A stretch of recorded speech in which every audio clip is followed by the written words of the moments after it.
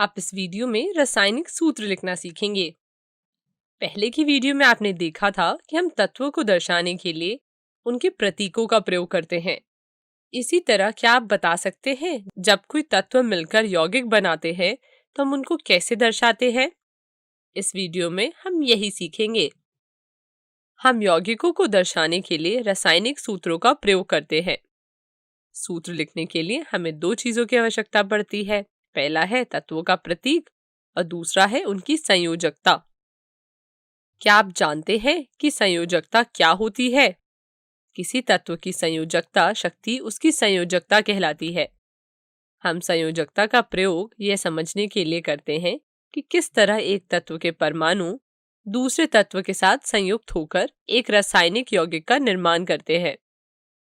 आप इसको आसान शब्दों में ऐसे समझ सकते हैं।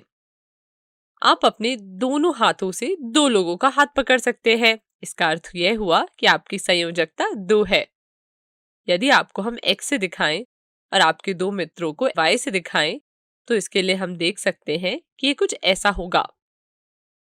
आप यदि इसको सूत्र के रूप में लिखें तो इसे xy2 लिख सकते हैं। इसी तरह यदि आप सिर्फ एक हाथ से ही एक मित्र का हाथ पकड़े तो हम इसे xy से दिखा सकते हैं। आप इस टेबल में कुछ आयन देख सकते हैं। इनमें से कुछ सरल है तथा कुछ बहुपरमाणुक है। हम इनका प्रयोग करके रासायनिक सूत्र लिखते हैं, पर इससे पहले हमें कुछ बातों का ध्यान रखना पड़ेगा। सूत्र लिखते वक्त आयन की संयोजकता और आवेश संतुलित होना चाहिए। जब किसी यौगिक में धातु और अधातु दोनों होते हैं तो हम धातु का प्रतीक पहले लिखते हैं। उदाहरण के लिए NaCl, CaO और FeS में धातुओं सोडियम, कैल्शियम, आयरन का प्रतीक पहले लिखा है और अधातुओं क्लोरीन, ऑक्सीजन और सल्फर का बाद में। बहुपरमाणुक आयनों के यौगिक में हम आयन को ब्रैकेट में रखकर उसके बाहर उसकी संख्या लिख देते हैं, परंतु यदि एक ही आयन है तो हम ब्रैकेट नहीं लगाते हैं। आप इन बातों का ध्यान में रखिए और अब चलिए कुछ सरल यौगिकों का सूत्र लिखकर देखते हैं। हम दो भिन्न तत्वों से बने यौगिकों को लिखेंगे। ऐसे यौगिकों को हम बाइनरी अथवा द्विअंगी यौगिक कहते हैं। तो चलिए शुरू करते हैं। हम हाइड्रोजन तथा क्लोरीन से बने यौगिक हाइड्रोजन क्लोराइड को देखेंगे। पहले हम दोनों तत्वों के प्रतीक को लिखेंगे। अब हम उनके नीचे उनकी संयोजकता को लिखेंगे। अब हम संयोजकता को क्रॉस करके अनुसूत्र लिखेंगे कुछ ऐसे। हम एक को नहीं दिखाते हैं, इसलिए हाइड्रोजन क्लोराइड का सूत्र हो जाएगा HCl। इसको अपनी कॉपी में लिख लीजिए। अब हाइड्रोजन सल्फाइड का सूत्र लिखते हैं। तत्वों का प्रतीक लिखें, उनकी संयोजकता, हम उनको क्रॉस करके अनुसूत्र लिखें तो हमें हाइड्रोजन सल्फाइड सूत्र मिल जाएगा H2S। वीडियो को रोके और इसे नोट कर ले।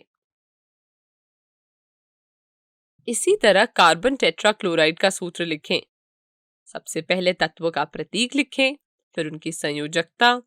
अब उनको क्रॉस करके अनुसूत्र लिखें तो हमें कार्बन टेट्राक्लोराइड का सूत्र मिल जाएगा CCl4। इसे भी अपनी कॉपी में लिख लें। इसी तरह हम एल्युमिनियम ऑक्साइड का सूत्र लिखेंगे।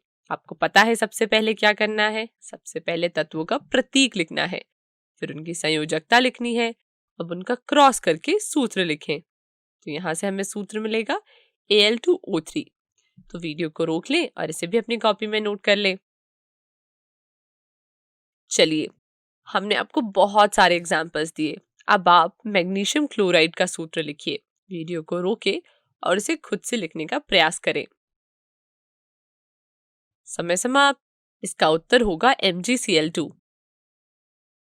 अब हम कैल्शियम ऑक्साइड का सूत्र लिखेंगे। वीडियो को रोके और इसे हल करने का प्रयास करें। समय समाप्त। सबसे पहले तत्वों का प्रतीक लिखना है, फिर उनकी संयोजकता लिखनी है। अब उनका क्रॉस करके सूत्र लिखना है तो हमें सूत्र मिलेगा Ca2O2। यहाँ हम इसको और सरल रूप में CaO भी लिख सकते हैं। वीडियो को रोकें और इसे भी नोट कर लें। इसके बाद हम बहुपरमाणुक आयनों से बने यौगिक का सूत्र लिखेंगे, जैसे कि सोडियम नाइट्रेट का सूत्र लिखें। तत्व का प्रतीक लिखें, उनकी संयोजकता लिखें। अब उनका क्रॉस करके सूत्र लिखें, तो हमें सूत्र मिलेगा NaNO3। इसे भी नोट कर लें। चलिए अब कैल्शियम हाइड्रोक्साइड का सूत्र लिखें, तत्व का प्रतीक लिखें, उनकी संयोजकता लिखें, उनका फिर क्रॉस करके सूत्र लिखें, जिससे हमें सूत्र मिलेगा CaOH2। अगर आपने ऑब्जर्व किया होगा तो यहाँ हमने ब्रैकेट के बाहर 2 लिखा है। वीडियो को रोके और इसको अपनी कॉपी में नोट कर लें। अब इसी तरह सोडियम कार्बोनेट और अमोनियम क्लोराइड का सूत्र लिखकर दिखाएं। वीडियो को यहीं रोक दें और इसका उत्तर फटाफट अपनी कॉपी में लिख लें। समय समाप्त। तो ये है इसका उत्तर। हमें आशा है कि आपने कुछ यही उत्तर दिया होगा। अब आगे बढ़ते हैं। तो हमने यहाँ बहुत सारे एग्जाम्पल्स देखे रासायनिक सूत्र लिखने की। हमें उम्मीद है कि आपको समझ आ गया होगा। अब दिए गए यौगिकों का सूत्र खुद से लिखने का प्रयास करें। चलिए अब हम रासायनिक सूत्र के लिखने के नियम एक बार दोहरा लेते हैं, जिससे आपको आसानी हो। संयोजकता और आवेश संतुलित होना चाहिए। जब किसी यौगिक में धातु और अधातु दोनों होते हैं तो हम धातु का प्रतीक पहले लिखते हैं। बहुपरमाणुक आयनों के यौगिक में हम आयन को कोष्ठक में रखकर उसके बाहर उसकी संख्या लिख देते हैं, परंतु यदि एक ही आयन है तो हमें कोष्ठक नहीं लगाते हैं। धन्यवाद।